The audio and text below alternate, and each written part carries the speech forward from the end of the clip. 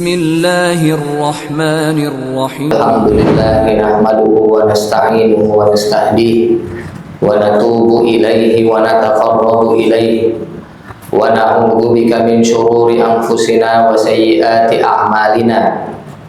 Man yahdihillahu fala mudilla lahu wa man yudlilhu fala hadiyalah. Wa asyhadu an la ilaha illallah wahdahu la syarika lah. Wa asyhadu anna Muhammadan abduhu wa rasuluh. Ya ayyuhalladzina amanu taqullaha haqqa tuqatih wa la tamutunna illa wa antum muslimun. Ya ayyuhan nasu taqu rabbakumul ladzi khalaqakum min nafsin wahidah wa khalaqa minha zawjaha wa batha minhuma rijalan katsiran wa nisaa'a. Wattaqullaha alladzi tasaaluna bihi wal arham innallaha kana 'alaikum raqiba.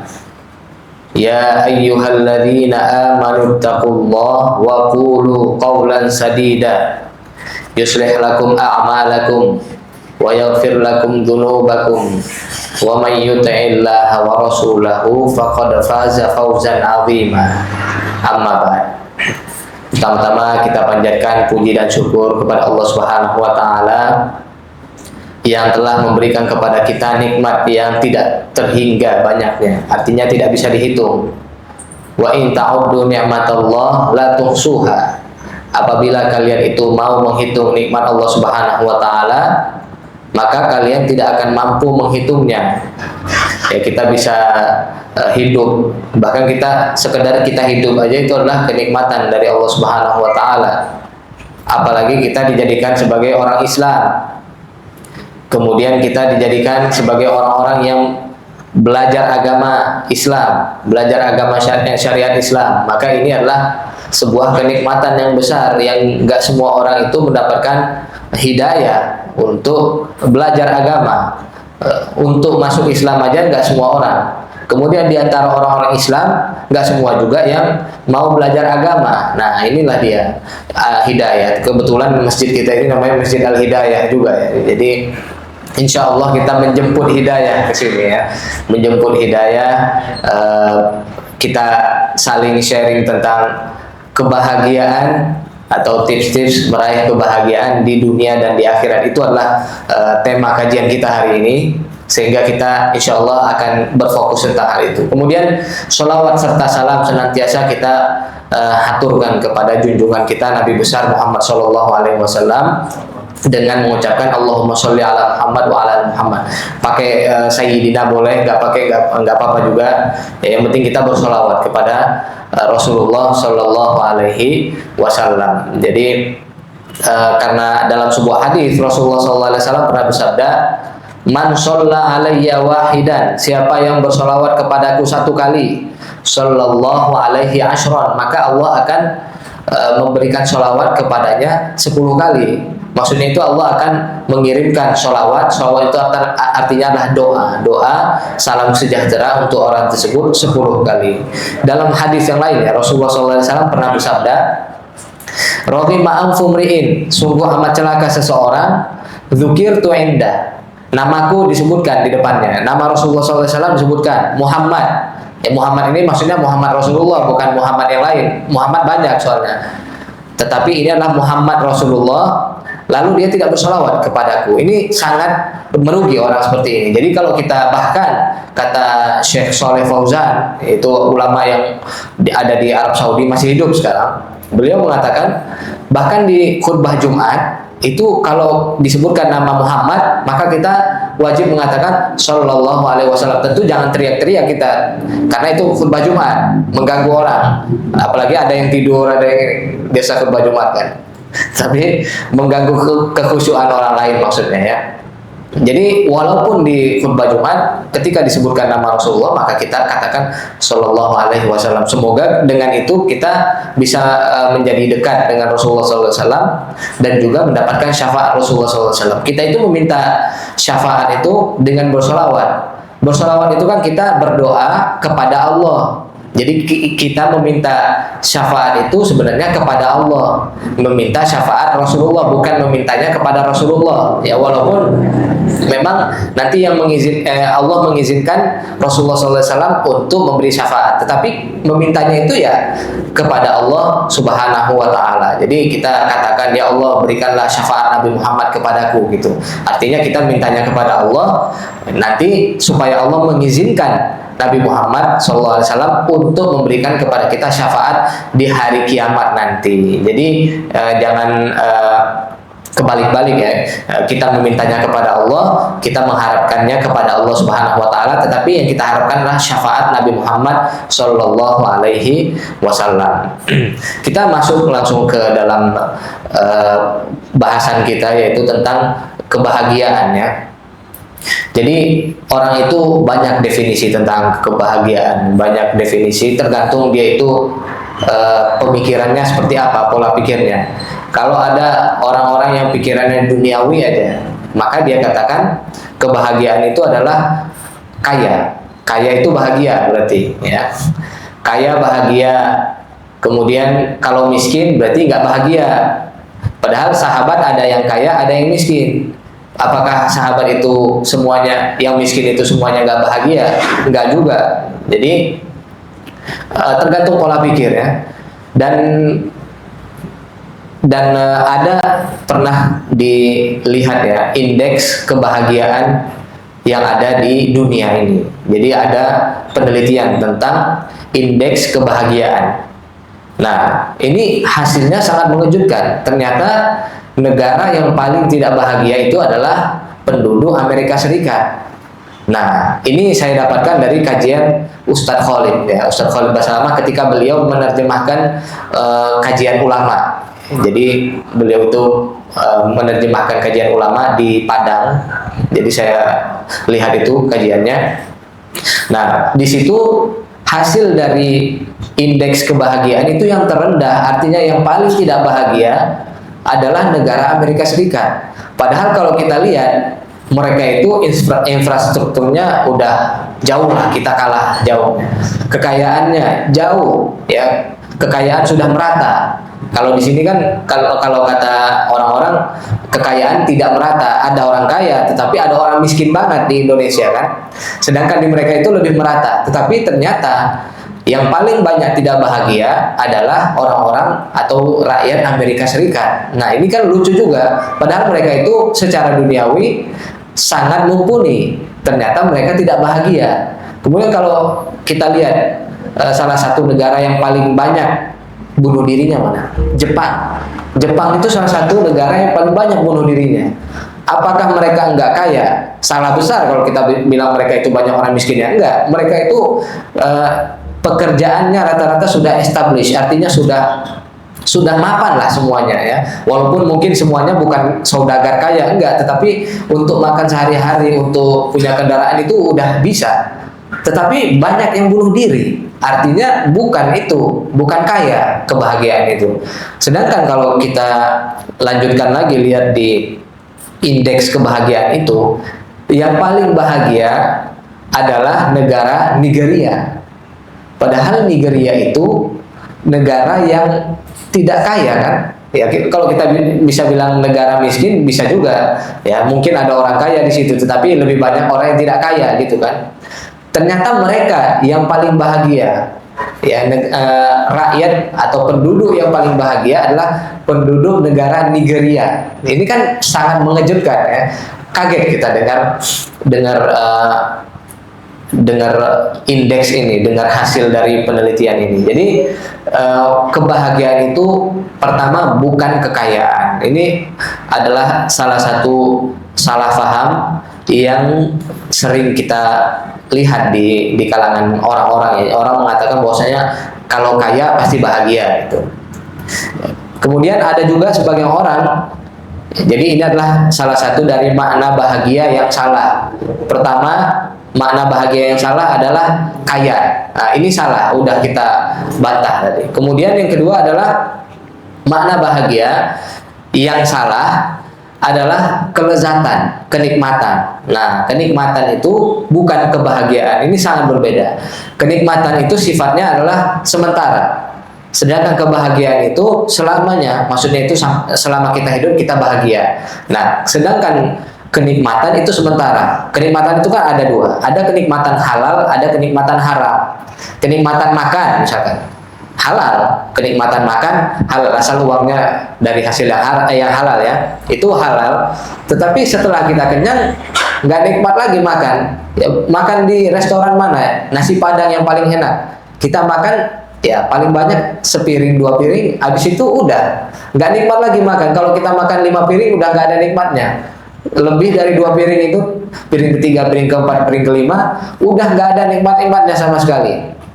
Ya, kemudian apalagi kenikmatan yang haram, misalkan orang pacaran ya, orang pacaran itu ada kenikmatannya pacaran, mendekati zina atau mendekati lawan jenis ya.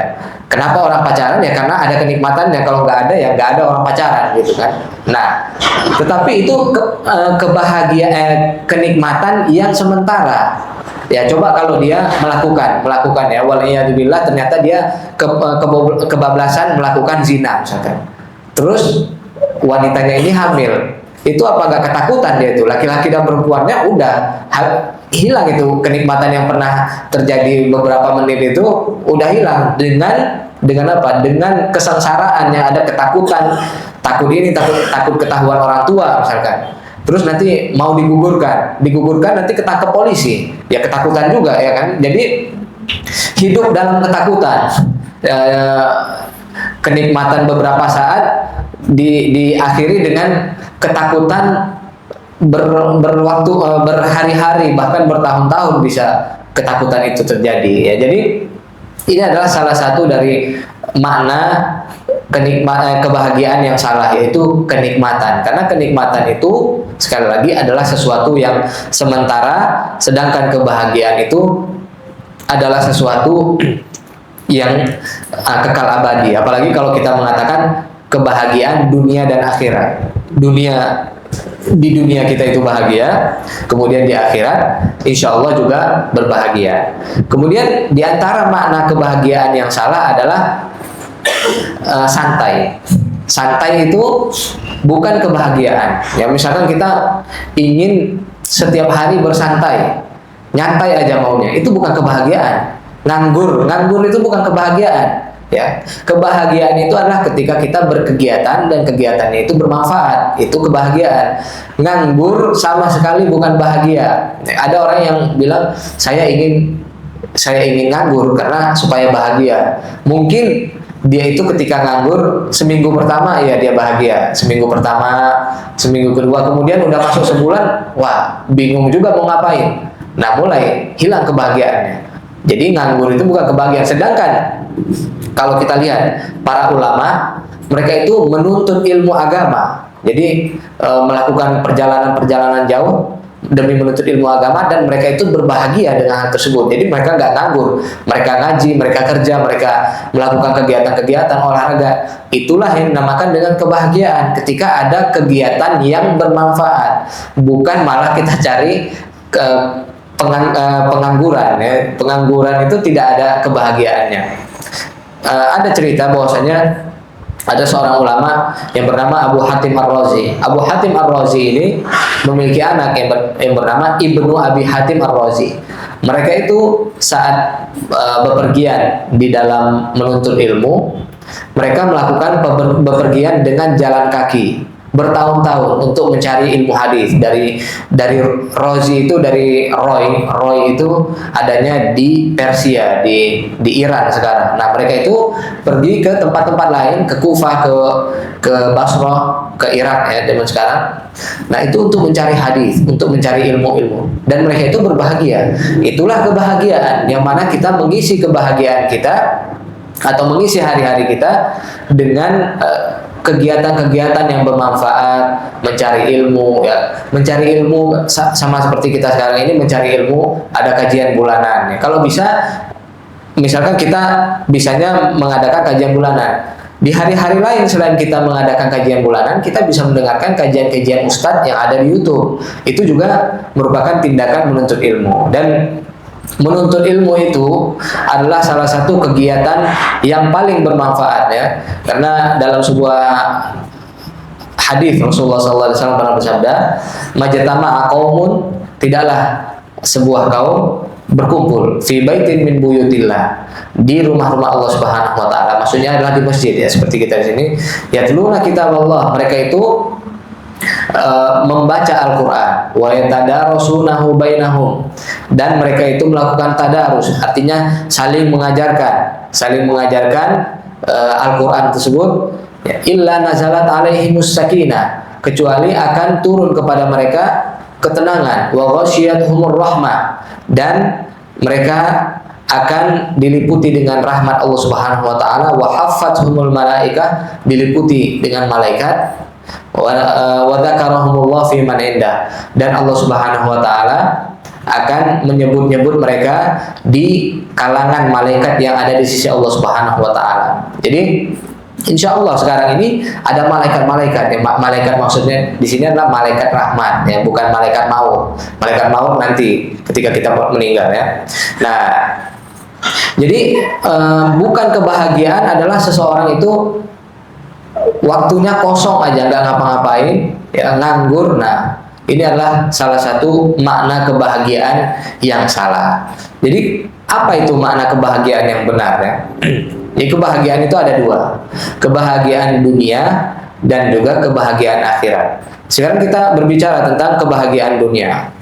As-sa'adatu fid dunya, kebahagiaan di dunia itu adalah rohatul qalbi wa tuma'ninatu an-nafs, yaitu ketenangan hati dan ketentraman jiwa. Nah, ini adalah inti dari kebahagiaan di dunia. Kalau kita itu hidupnya tenang hatinya, nah, kemudian nggak ada ketakutan sama sekali. Nah, itu adalah kebahagiaan. Mau kaya, mau miskin ya, mau bagaimanapun situasi ekonomi kita, selama kita itu hidupnya tidak ketakutan, maka itu adalah kebahagiaan. Ada orang kaya tapi utangnya banyak. Jadi setiap hari dikejar-kejar debt collector. Kelihatannya kaya, pakai mobil mewah, tetapi hatinya ketakutan. Berarti dia nggak berbahagia. Mungkin orang lain melihat dia, oh ini enak dia hidupnya berbahagia. Ternyata dia bukan bahagia.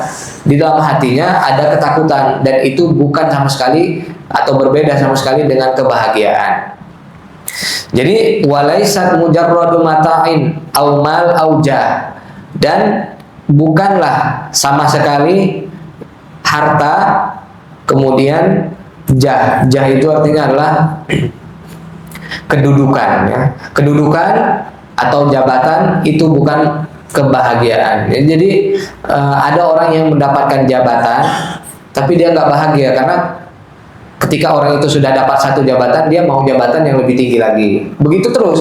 Dia pertama jadi lurah misalkan, dia setelah jadi lurah maunya jadi camat.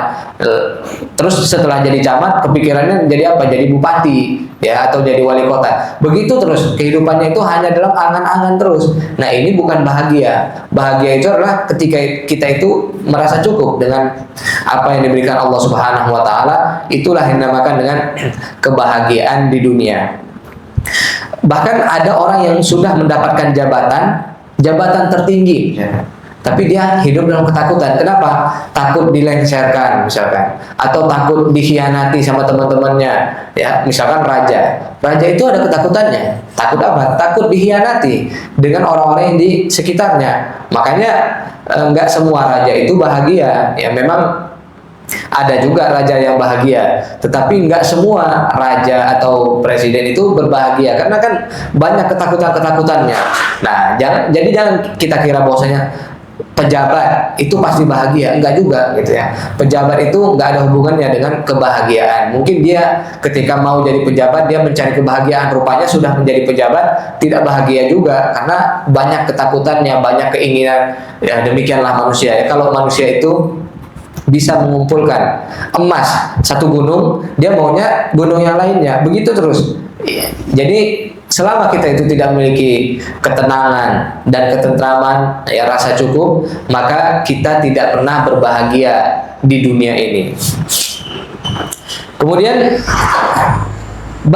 melainkan an ya'ishal insan, kebahagiaan itu adalah seorang itu hidup mutmainnan bi ridallah subhanahu wa ta'ala.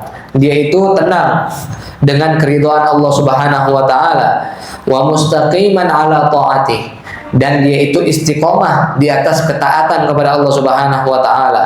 Artinya dia itu kalau misalkan sholat berjamaah, ya sholat berjamaah terus, usahakan terus menerus, ya mungkin sekali dua kali dia ada uzur, dia tidak sholat berjamaah, tetapi berikutnya sholat berjamaah gitu. Ini adalah orang yang istiqomah di dalam ibadahnya. Kemudian mutadzawwiqan halawatal iman, merasakan manisnya keimanan. Apa yang dimaksudkan dengan manisnya keimanan? Maksudnya adalah dia itu yakin dengan keimanannya dan gak ada keraguan. Jadi ada orang yang kelihatannya Islam, padahal dalam hatinya itu ada keraguan-keraguan tentang ini agama sebenarnya benar apa enggak sih? Janji Allah itu benar apa enggak? Misalkan Allah berjanji, ud'uuni astajib lakum, berdoalah kepadaku, aku akan berikan, aku akan kabulkan.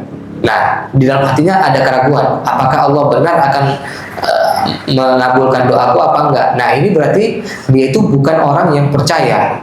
Ada keraguan-keraguan di dalam hatinya, dan ketika orang memiliki keraguan-keraguan dalam hatinya, dia itu tidak bahagia, ya, tidak bahagia dia di dunia ini, karena dia itu ragu dengan apa yang ada dalam agamanya. Makanya kalau kita itu sudah mantap kita hatinya di dalam Islam, di dalam agama Islam, itulah yang dinamakan dengan manisnya keimanan. Tidak ada lagi keraguan-keraguan, tidak ada lagi belok sana belok sini, kita lihat lirik-lirik lagi ibadah-ibadah orang lain, cari cara-cara ibadah dengan cara-cara orang lain. Enggak mesti, enggak harus, enggak boleh malah ya.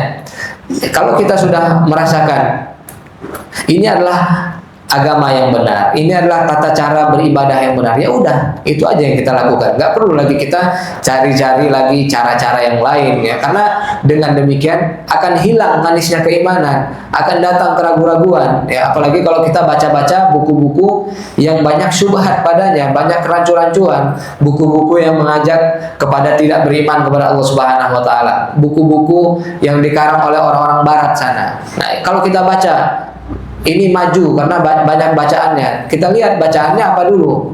Kalau bacaannya buku-buku yang benar, nah itu adalah bacaan yang benar. Berarti dia benar sesuai dengan ajaran Islam. Tetapi kalau dia itu baca-baca buku orang Barat yang bukan artinya baca buku teknologi nggak masalah, tetapi baca buku teologi mereka, bagaimana mereka beragama, filsafat, bagaimana cara mereka menetapkan Tuhan. Nah ini kan nanti setelah kita baca muncul keraguan-keraguan, sebenarnya Allah itu ada apa enggak sih? Nah itu menghilangkan manisnya keimanan, dan ini sangat dilarang dalam agama Islam.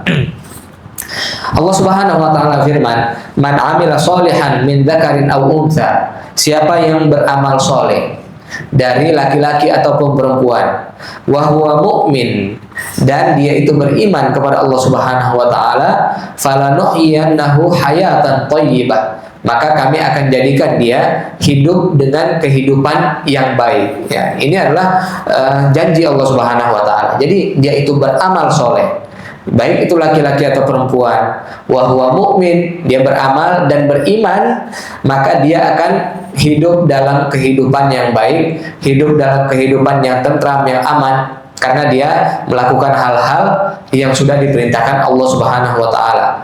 Fal hayatut thayyibah, maka kehidupan yang baik itu hiya sa'adah al-haqiqiyah, itulah kebahagiaan yang hakiki fid dunya, di dunia ini. Jadi ini adalah definisi kebahagiaan di dunia, ya. Di dunia itu adalah definisinya, itu ketentraman jiwa, ya, dan dia itu merasakan manisnya keimanan.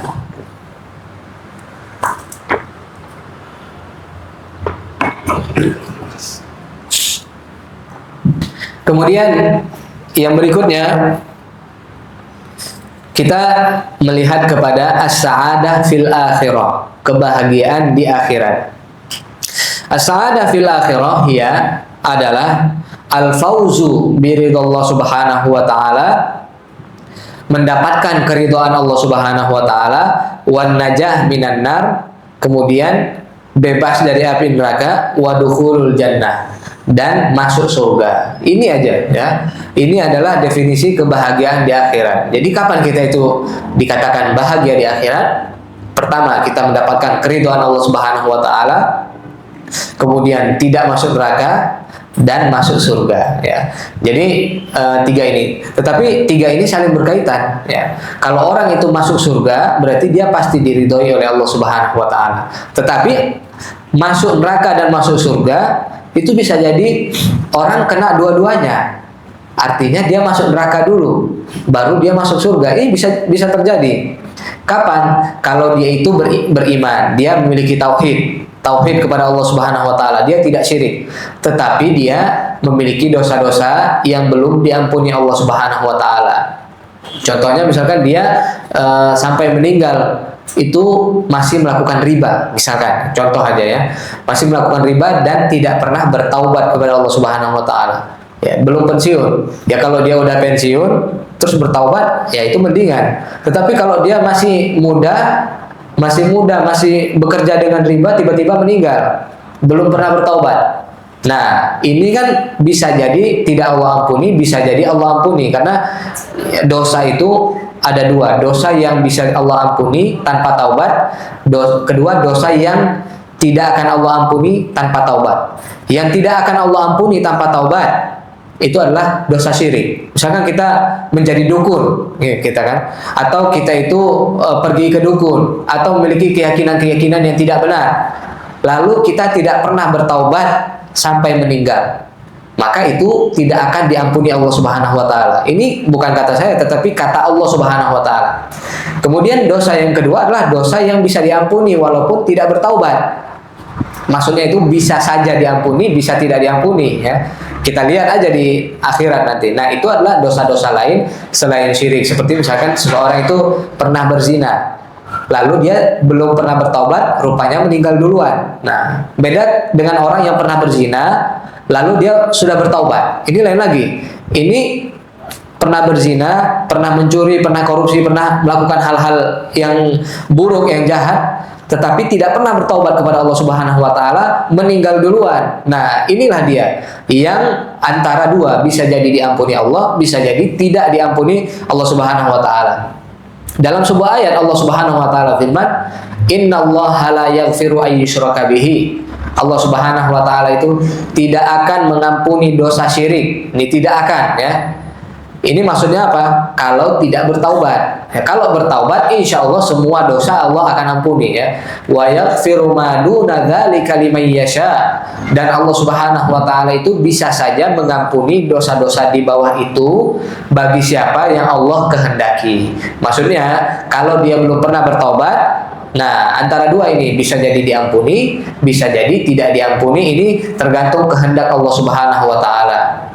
Makanya sebelum kita meninggal itu usahakan kita bertaubat terus kepada Allah Subhanahu wa taala. Rasulullah sallallahu alaihi wasallam itu beristighfar satu hari itu 100 kali. Ini Rasulullah, orang yang maksum, yang tidak ada dosanya.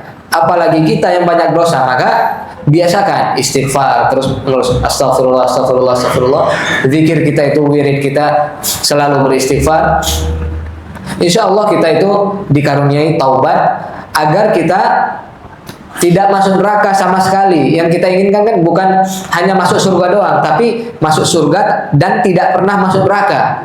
Karena bisa aja orang itu ya balik lagi seperti tadi, masuk surga tapi masuk neraka dulu. Nah, ini kan bahaya. Masuk neraka itu walaupun satu hari itu bukan hanya masuk neraka doang, enggak. Masuk neraka itu sesuatu yang besar. Ada seorang itu yang hidupnya itu selalu di dunia ini berada di dalam kebaikan, lalu dia dicelupkan ke neraka satu kali aja, lalu dia lupa dengan kenikmatan yang pernah dia lakukan atau dia dapatkan di dunia. Ada orang yang hidupnya sengsara di dunia, dicelupkan ke surga sekali, kemudian dikeluarkan dari surga, dia lupa dengan kesengsaraannya. Jadi masuk neraka itu bukan masuk neraka doang, enggak ada kata-kata doang kalau masuk neraka. Makanya yang kita usahakan adalah mendapatkan ridho Allah Subhanahu wa taala, kemudian tidak masuk neraka sama sekali dan masuk surganya Allah Subhanahu wa taala. Ini adalah real kebahagiaan ya, kebahagiaan yang hakiki di akhirat nanti. Dalam sebuah ayat Allah Subhanahu wa taala firman, wa ammal ladzina su'idu, adapun orang-orang yang berbahagia, fafil jannati, maka mereka itu akan masuk surga, khalidina fiha, mereka itu kekal di dalamnya selama-lamanya, madamatis samawati wal ard, selama-lamanya ya, selama adanya langit dan bumi, illa masya rabbuk, kecuali jikalau Allah kehendaki. Maka ini adalah yang dinamakan dengan kebahagiaan di akhirat, yaitu mendapatkan ridho Allah Subhanahu wa taala, tidak masuk neraka sama sekali dan juga masuk surga. Jadi kalau orang mendapatkan ridho, dia pasti mendapatkan dua ini, dia pasti masuk surga. Tidak ada orang yang masuk neraka lalu dia diridhoi Allah Subhanahu wa taala. Jadi kalau kita itu beriman, beramal soleh untuk mencari masuk surga, ini nggak apa-apa. Bukan artinya kita itu nggak ikhlas. Karena sebagian orang mengatakan kalau saya beramal untuk surga berarti saya nggak ikhlas. Ini nggak, salah besar ini ya. Karena kalau kita itu masuk surga, itu pasti Allah ridhoi. Dan kalau kita mencari atau beramal untuk ridho Allah Subhanahu wa taala, itu adalah amalan yang ikhlas, hanya untuk Allah Subhanahu wa taala. Yang dinamakan dengan enggak ikhlas itu bukan itu. Yang dinamakan dengan enggak ikhlas adalah beramal untuk ridho selain Allah. Maksudnya untuk ridho manusia, kita beramal supaya Pak RT lihat, atau beramal supaya orang tua kita enggak marah. Nah, itu yang dinamakan dengan amal yang tidak ikhlas. Selama yang kita inginkan adalah ridho Allah Subhanahu wa taala, kemudian surganya Allah Subhanahu wa taala, ya, kemudian supaya tidak masuk neraka, maka itu dinamakan dengan amal yang ikhlas lillah Subhanahu wa taala. Dalam sebuah ayat Allah Subhanahu wa taala firman, wa ma umiru, dan tidaklah mereka itu diperintahkan illa liya'budullah, kecuali untuk menyembah Allah Subhanahu wa taala, mukhlishina lahuddin, seraya mengikhlaskan agama hanya untuk Allah Subhanahu wa taala. Jadi kalau saya tanya lagi, ini kira-kira tahu ya apa itu kebahagiaan di dunia dan kebahagiaan di akhirat? Ya, supaya kita ingat nih apa itu kebahagiaan di dunia. Coba, kebahagiaan di dunia ada yang bisa jawab? Silakan, Pak. Mempunyai ketentraman jiwa, ketenangan jiwa, serta merasakan kemaniskan. Mumtaz, ya. Mumtaz itu maksudnya istimewa, mantap ya. Kalau kebahagiaan di dunia apa? Kayaknya nulis terus dari tadi ya. Iya, di akhirat apa? Kita mendapatkan keridhaan Allah, terus kemudian kita meninggalkan atau terselamatkan dari api neraka, dan kita dimasukkan ke dalam surga. Mumtaz, masya Allah ya. Jadi itu adalah kebahagiaan di dunia dan di akhirat ya. Nah, sekarang kita masuk ke dalam kiat-kiatnya ya. Kita tadi kan cerita tentang apa itu kebahagiaannya dan apa saja yang bukan kebahagiaan, itu sudah kita sebutkan tadi ya. Ya, itu yang pertama, cara-cara untuk mencari kebahagiaan di dunia. Yang pertama adalah al-qurbu minallah Subhanahu wa taala, mendekat kepada Allah Subhanahu wa taala bidzikri wassalah wal Quran, dengan zikir, dengan sholat, dan dengan membaca Al-Quran. Ini adalah sebab kebahagiaan di dunia yang pertama. Dalam sebuah ayat Allah Subhanahu wa taala firman, alladzina amanu, orang-orang yang beriman, wa tatma'innu qulubuhum, dan hati mereka itu tentram, tenang, bizikrillah, dengan berzikir kepada Allah Subhanahu wa taala. Ya, ala bizikrillah, ketahuilah dengan berzikir kepada Allah Subhanahu wa taala, tatmainnul qulub, maka hati-hati itu akan menjadi tenang atau tentram. Jadi kalau orang Islam ya itu mencari ketenangan itu dengan berzikir kepada Allah Subhanahu wa taala. Banyakin zikir, bukan dengan cara-cara lain. Ya, misalkan ya, ini contoh aja ya. Misalkan kita mencari ketenangan dengan meditasi misalkan. Nah, ini kan bukan cara Islam. tapi cara agama lain. Ngapain kita pakai cara agama lain? Kita cari aja cara kita sendiri. Ya kita menyendiri lalu kita berzikir kepada Allah Subhanahu wa taala, itu sudah ketentraman ya. Kecuali kalau kita memang tidak percaya lagi sama ayat ini. Padahal ayat ini jelas-jelas mengatakan, ala bidzikrillah, ketahuilah dengan mengingat Allah Subhanahu wa taala, dengan berzikir kepada Allah Subhanahu wa taala, tatmainnul qulub, hati-hati itu akan menjadi tentram. Ya, kalau kita percaya dengan ini, maka kita banyakin berzikir kepada Allah Subhanahu wa taala. Insya Allah hati kita itu akan menjadi tentram. Dan dalam ayat yang lain Allah Subhanahu wa taala firman, "Wadz-dzakirinallaha katsiran wadz-dzakirat." Dan orang-orang yang banyak berzikir kepada Allah Subhanahu wa taala, baik laki-laki ataupun perempuan. Ya, kalau perempuan, misalkan ibu-ibu, itu bisa berzikir sambil masak, sambil ngapa-ngapain, itu bisa dia melakukan zikir dengan mengucapkan zikir-zikir yang telah diajarkan oleh Rasulullah SAW. Dalam ayat yang lain Allah Subhanahu wa taala firman, "Fadhkurullah kama 'allamakum ma lam takunu ta'lamun." Maka berzikirlah kepada Allah Subhanahu wa taala sebagaimana Allah Subhanahu wa taala telah mengajarkan kalian sesuatu yang tidak pernah kalian ketahui. Dan banyak banget ya hadis-hadis dan ayat Al-Qur'an yang menunjukkan tentang zikir, keutamaan zikir kepada Allah Subhanahu wa taala. Nah, sekarang kita harus tahu apa itu zikirnya ya. Zikir itu zikir yang seperti apa yang harus kita baca. Maka Syekh bin Baz pernah ditanya tentang apa itu zikir yang paling utama.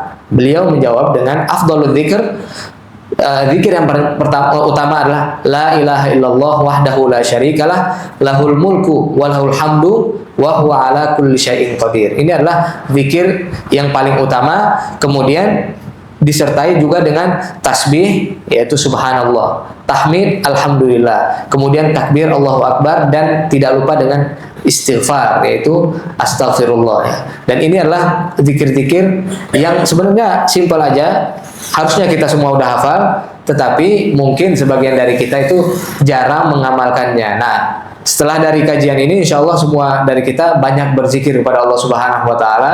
Ya, zikir tentunya tidak perlu keras-keras karena Allah Subhanahu wa taala itu Maha mengetahui segala sesuatu. Ya, kita zikir aja sesuai dengan ajaran Rasulullah SAW. La ilaha illallah wahdahu la syarikalah lahul mulku wa lahul hamdu wa huwa ala kulli syai'in qadir. Kemudian subhanallah, kemudian alhamdulillah, Allahu akbar, kemudian astagfirullah. Itu kita lanjutkan terus, kita dawamkan terus zikir-zikir ini, karena itu bisa menyebabkan ketenangan hati ya, ketenangan hati. Tapi bukan artinya gini, setelah kita melakukan kesalahan lalu kita berzikir, lalu melakukan kesalahan lagi disengaja, nggak apa-apa. Kalau ketakutan nanti zikir aja, nggak apa-apa nyuri, yang penting habis itu zikir. Nah, bukan seperti itu ya. Tetapi yang benar adalah kita selalu berzikir kepada Allah Subhanahu wa taala tanpa kita meremehkan dosa-dosa yang lain ya. Dosa itu jangan pernah kita remehkan, karena kalau kita meremehkan dosa kecil jadi dosa besar ya.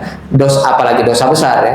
Apa itu dosa besar? Dosa besar itu adalah dosa yang sudah ada ancamannya dari Allah Subhanahu wa taala, sudah ada laknatnya. Kemudian juga dosa kecil yang selalu dikerjakan dan diremehkan, ini menjadi dosa besar. Nah, jangan sampai kita melakukan dosa, nggak apa-apa lakukan dosa besar, nanti berzikir ya, yang penting nanti hatinya tenang. Bukan seperti itu cara kita beragama. Ini adalah cara yang pertama atau kiat yang pertama untuk mencari kebahagiaan di dunia. Yang kedua adalah ar-ridha bil qada wal qadar, yaitu ridho dengan qada dan qadar. Qada itu artinya adalah ketentuan Allah Subhanahu wa taala, qadar ketentuan juga, tetapi bedanya gini. Qada itu sudah terjadi, qadar belum terjadi. Ya, ini adalah salah satu perbedaan qada dan qadar ya. Jadi ya, tapi sama-sama semuanya itu adalah takdir Allah Subhanahu wa taala. Jadi kita itu ridho kepada takdir Allah Subhanahu wa taala. Takdir Allah itu kan menurut penglihatan manusia ada dua. Ada yang baik, ada yang buruk. Ini menurut penglihatan manusia. Tapi menurut penglihatan Allah Subhanahu wa taala, dari POV-nya Allah Subhanahu wa taala, takdir itu semua baik. Karena apa saja yang Allah lakukan itu adalah berdasarkan hikmah. hikmah dan keadilan Allah Subhanahu wa taala. Tetapi menurut manusia ada yang baik, ada yang buruk efeknya untuk kita. Misalkan kita kehilangan orang tua, meninggal orang tua. Itu kan menurut kita adalah takdir yang buruk. Tetapi bisa jadi itu adalah ladang pahala bagi kita. Kalau kita itu bersabar, misalkan. Kalau kita itu tidak meratapi kematian dan banyak beristighfar, banyak berzikir kepada Allah Subhanahu wa taala. Jadi kalau kita mendapatkan takdir yang kita anggap dia itu adalah takdir yang buruk, ya, walaupun semuanya itu adalah takdir yang baik sebenarnya, tetapi kita anggap menurut kita ini adalah takdir yang buruk, maka kita itu ridho. Nah, ini adalah salah satu dari cara untuk mendapatkan kebahagiaan di dunia. Orang itu kalau mendapatkan takdir yang dia anggap buruk itu ada banyak tingkatannya. Yang pertama, dia itu memberontak atau dia tidak sabar lah. Nah, ini adalah yang pertama. Yang kedua, dia itu sabar. Sabar ini di tengah-tengah ini, sabar. Yang ketiga adalah ridho. Ini yang paling tinggi, yaitu dia itu menerima dengan tulus gitu. Kalau bersabar itu dia ada sisi-sisi tidak menerimanya, tapi dia bersabar. Ya, itu bedanya sabar dan ridho. Kalau jadi semua orang yang ridho pasti dia sabar. Tapi nggak semua orang yang sabar itu ridho. Ya, kalau sabar kita masih ya ada dongkol-dongkolnya lah, kesel gitu dengan takdir ini. Tapi kita ya sabar ya. Ya namanya juga sabar. Tetapi kalau ridho, udah kita pasrahkan aja, hilangkan semua rasa dongkol itu, rasa kesel itu, kita terima saja. Ini adalah tingkatan yang tertinggi ya dari penerimaan seorang hamba untuk takdir Allah Subhanahu wa taala. Tapi tingkatan yang terendah adalah ya dia itu tidak sabar. Ya, jangankan ridho, sabar aja enggak gitu. Jadi dia malah mukul-mukul sesuatu atau dia jedotin kepalanya. Kadang-kadang kan ada orang yang dapat musibah dia seperti itu. Nah, ini adalah tingkatan yang paling bawah, bukannya dapat pahala, malah dapat dosa dari Allah Subhanahu wa taala. Rasulullah SAW pernah bersabda dalam sebuah hadis ya, "Irdo bima qasamallahu laka takun aghnan nas." Ridolah kepada sesuatu yang telah Allah tetapkan atasmu, maka engkau akan menjadi orang yang paling kaya.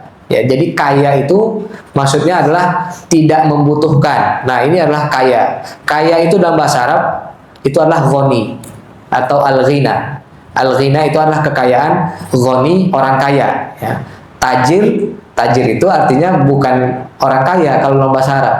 Tajir itu artinya adalah pedagang, itu tajir. Nah, kalau tajir bahasa Indo ya itu adalah ghani dalam bahasa Arabnya, yaitu orang kaya. Nah, orang atau al-ghina itu diambil dari kata atau asal katanya adalah tidak membutuhkan. Nah, ini adalah orang kaya. Orang kaya itu tidak butuh lagi sama yang lain. Itu dinamakan dengan kaya. Nah, kalau kita misalkan sudah tidak butuh lagi dengan hal-hal duniawi, walaupun kita sebenarnya hartanya sedikit, tetapi kita nggak butuh lagi dengan tambahan, ya udah cukup aja. Itulah yang dinamakan dengan orang kaya yang sebenar-benarnya. Bukan orang kaya itu artinya orang yang bisa mengumpulkan terus, ngumpulin lagi. Itu bukan orang kaya. Itu orang yang selalu ingin mendapatkan lebih. Tetapi orang yang kaya adalah orang yang cukup. Nah, cukup dengan apa yang dia miliki. Ya, jadi kalau kita lihat juga ke dalam bahasa Arab itu tadi kaya itu atau ghina itu artinya tidak membutuhkan. Ghina itu lawan katanya adalah al-faqr. Al-faqr itu artinya adalah membutuhkan. Nah, iftaqara ila syai' artinya membutuhkan sesuatu. Nah, kemudian lawan katanya adalah tidak membutuhkan sesuatu. Selama dia itu membutuhkan terus, walaupun duitnya udah banyak, hartanya udah banyak, tapi dia butuh lagi yang lebih banyak, berarti dia fakir. Berarti dia itu miskin. Tetapi kalau orang yang memiliki harta yang cukup, lalu dia tidak membutuhkan lagi kelebihan dari itu, ya udah dia sudah cukup. Nah, itulah yang dinamakan dengan orang kaya. Ya, jadi kalau dalam perspektif Islam, kaya itu bukan jumlah, tetapi yang ada dalam diri kita. Kita masih butuh lebih atau enggak? Kalau masih butuh lebih, masih fakir berarti, masih fakir. Tapi kalau tidak butuh lebih, berarti itu ghani atau dalam bahasa Indonesia tajir. Nah, ini adalah orang yang bisa mendapatkan kebahagiaan di dunia, yaitu ketika dia itu sudah ridho dengan apa yang Allah Subhanahu wa taala berikan, maka dia menjadi manusia yang paling kaya, ya. Bukan yang paling banyak hartanya. Rasulullah tidak pernah bilang yang paling banyak hartanya, tetapi yang paling kaya. Dan semua kekayaan dan semua apa yang kita miliki, kemudian orang miliki, itu semuanya itu sudah takdir Allah Subhanahu wa taala. Wa khalaqa kulla syai', dan Allah Subhanahu wa taala menciptakan segala sesuatu, faqaddarahu taqdira, dan Allah telah menetapkan takdir atasnya. Jadi apapun yang terjadi, nah itu merupakan takdir Allah Subhanahu wa taala. Harta dunia, segala hal itu semuanya makhluk. Lalu Allah ciptakan juga ketetapan tentang makhluk yang tadi. Ini semua sudah ditakdirkan oleh Allah Subhanahu wa taala. Dan dalam sebuah hadis, Jabir bin Abdullah radhiyallahu anhu pernah meriwayatkan, la yu'minu, tidaklah beriman seorang hamba hatta yu'mina bil qadari khairihi wa syarri, sampai dia itu beriman kepada takdir baik dan buruk. Baik dan buruk ini menurut pandangan manusia, ya. Kalau menurut pandangan Allah kan semua baik. Hatta ya'lam, sampai dia itu mengetahui annama asabahu, bahwasanya apa yang dia dapatkan, lam yakun liyukhti'ahu, maka dia tidak akan terluput darinya.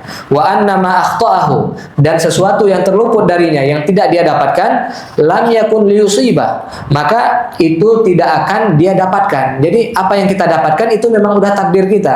Apa yang terluput dari kita, ya memang bukan takdir kita. Dan semuanya itu kan hal duniawi kok. Nggak usah ada yang kita irikan juga, nggak usah terlalu gundah kalau kita nggak dapat sesuatu. Ya ini hal duniawi, ujung-ujungnya kita juga meninggal, ya udah selesai semua itu. Misalkan kita pengen banget dapat jabatan tertentu, tapi nggak dapat, ya udah gitu, ujungnya juga meninggal. Orang yang dapat jabatan itu juga meninggal, terus di akhirat udah lupa dia pernah jadi wali kota misalkan, atau dia pernah jadi apa. Jadi nggak perlu kita terlalu pusing dengan hal-hal duniawi ini, karena itu hanyalah sementara, hal-hal duniawi. Dan yang terpenting adalah agar kita berbahagia adalah kita itu selalu ridho dengan takdir Allah Subhanahu wa taala. Dan Syekh Saleh Al-Syekh pernah menjelaskan bahwasanya salah satu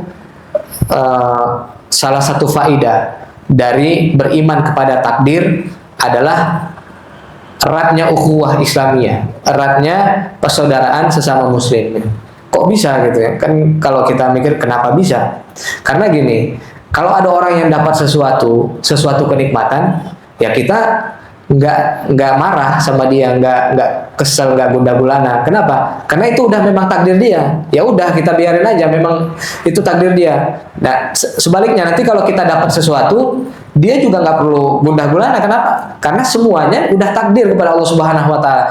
Dan ketika kita dan teman kita semuanya itu beriman dengan takdir Allah Subhanahu wa taala, ya kita nggak ada yang iri-irian. Disitulah terjadi kuatnya ukhuwah Islamiyah, kuatnya persaudaraan sama muslim, yang mana kita dalam sebuah ayat Allah Subhanahu wa taala firman, innamal mu'minuna ikhwah, sungguhnya kaum mukminin itu saling bersaudara, ya. Ini maksudnya. Jadi kalau kita beriman kepada takdir, kita nggak bakal iri sama teman kita. Kadang-kadang orang yang paling iri itu adalah orang terdekat kita. Ini yang paling bahaya. Makanya banyak kasus-kasus kejadian itu, kejahatan yang melakukannya malah orang terdekat. Ya coba aja lihat di catatan kriminal itu, mana yang paling banyak melakukan kriminal? Orang terdekat. Cek aja di berita. Kenapa? Karena banyak iri dengki. Kalau orang nggak kenal, dia dapat kenikmatan, kita biasa aja gitu orang-orangnya. Tetapi kalau orang yang dekat sama kita, itu irinya 2 kali lipat. Kenapa? Karena nggak beriman kepada takdir. Kalau beriman kepada takdir, mau dia dapat kebahagiaan ini, ya itu memang udah takdir dia. Kita nggak ke situ takdirnya, ya nggak masalah juga. Toh ujung-ujungnya dia meninggal, kenikmatan dia juga akan dia tinggalkan. Ya ujungnya yang jadi barometer adalah amalan dia baik apa enggak, bukan kenikmatan duniawi dia. Nah itulah yang dinamakan dengan kenapa keimanan kepada takdir itu menguatkan ukhuwah Islamiyah, menguatkan tali persaudaraan di antara sesama muslim. Masuk akal nggak? Masuk akal ya. Makanya ini adalah salah satu dari faidah yang disebutkan oleh Syekh Shalih Al-Syekh tentang faidah keimanan kepada takdir. Dan kita balik lagi, keimanan kepada takdir ini adalah salah satu dari kiat cara kita itu bisa bahagia di dunia ini ya. Apapun yang kita dapatkan itu memang gak akan luput dari kita, dan apapun yang kita tidak dapatkan memang bukan takdir kita dan kita gak bakalan dapetinnya ya di sisi Allah Subhanahu wa Ta'ala.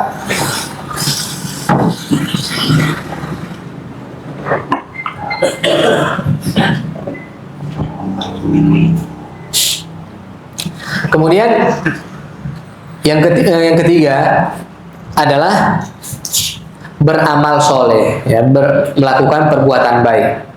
Maksudnya gini, orang yang melakukan perbuatan baik itu akan dijauhkan dari ketakutan-ketakutan. Ya. Kalau dia melakukan kebaikan aja, selalu melakukan kebaikan, nggak ada melakukan kesalahan, yang dia nggak takut. Tapi kalau orang pernah melakukan kesalahan, nah dia takut. Pertama, dia takut ketahuan orang lain. Nah ini pasti nih, orang yang melakukan kesalahan pasti takut ketahuan orang lain. Kemudian kalau ketahuan orang lain, takut orang lain itu membocorkan kepada orang lain. Makanya salah satu senjata, tapi ini senjata jahat sebenarnya. Tapi ini senjata politikus adalah dia biarin temennya melakukan keburukan, kejahatan, biarin ini korupsi, tapi kita rekam. Nanti kalau akhlak yang mulia, artinya dulu tuh udah ada akhlak yang baik, lalu Islam datang, bukan semua yang itu dibuang, enggak. Yang baik dipertahankan, kemudian ditambah lagi dengan akhlak-akhlak keislaman gitu. Jadi misalkan sekarang ini ada tradisi ada yang baik, ada yang tidak baik. Nah kalau yang baik kita pertahankan, tradisi-tradisi menghormati orang lain, misalkan tradisi ya banyaklah tradisi yang baik, nggak bisa kita sebutkan satu persatu.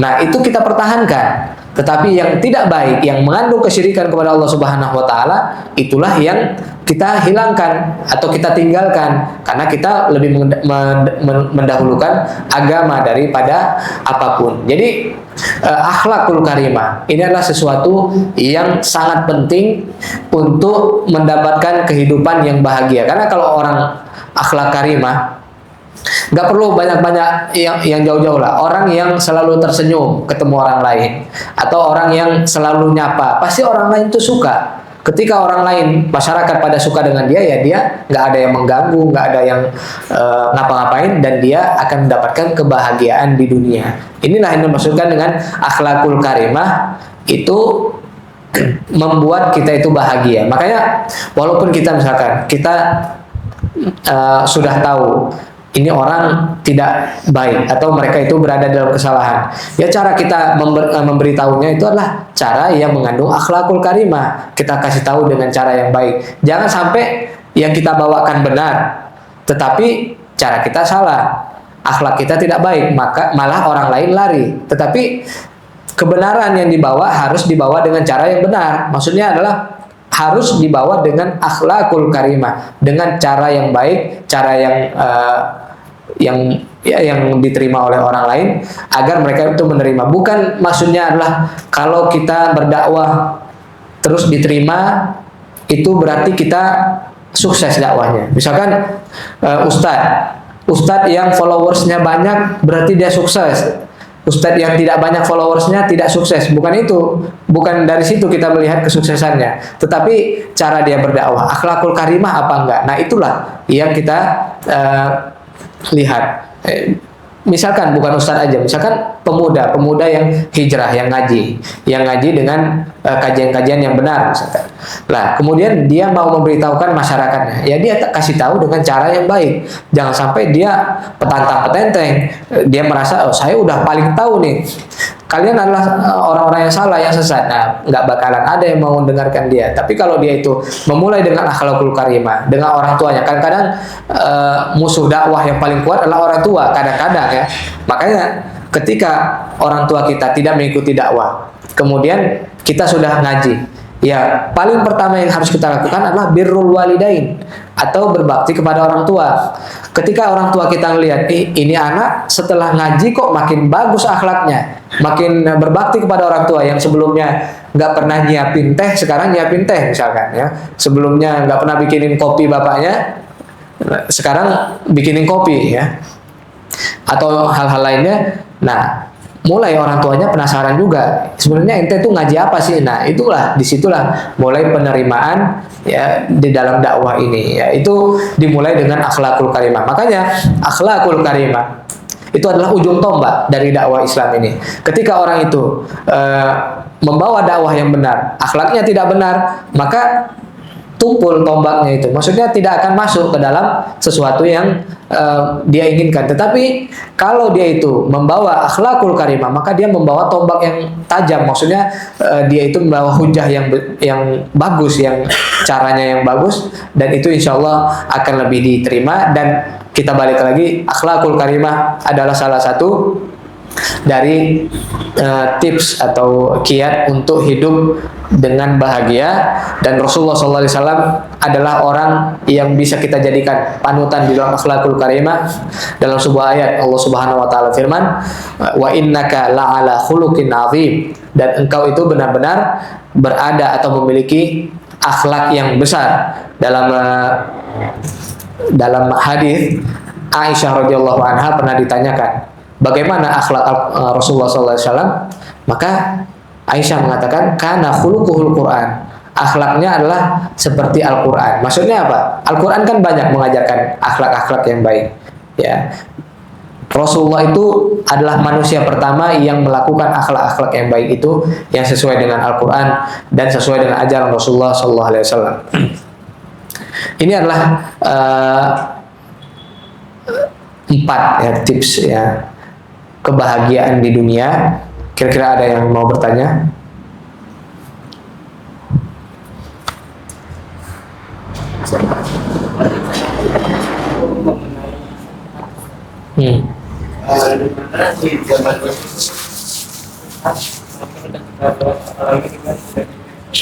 Ya. Pertama mengenai bagaimana memperkokoh tauhid dalam menghadapi pasukan.